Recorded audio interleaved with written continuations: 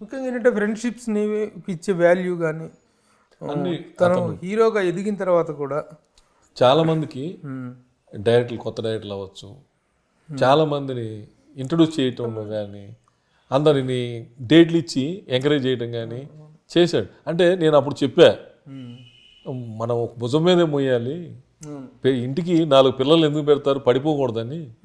నువ్వు అన్ని పిల్లలు నువ్వై మోస్తున్నావు, నువ్వు పడిపోతే పట్టించుకోరు, నువ్వు బాగుంటే అందరూ బాగుంటారు, వద్దు సోదరా, ఈ ఒక్క విషయంలో నా మాట విను, నువ్వు కొన్ని అవాయిడ్ చేయంటే, ఏమిరా అట్లా చెప్తావు, నువ్వు వచ్చినప్పుడు లేదా అని నేను వచ్చానని నేను ఫుల్ ప్లెడ్జర్గా సినిమా తీద్దామని పక్కాగా అన్ని కమర్షియల్గానే చేశాను.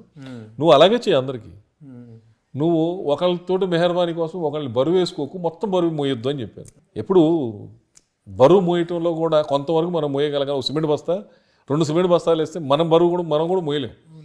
ఆయన ఎక్కువ కష్టపడ్డాడు, ఎక్కువ బరువు మోసాడు.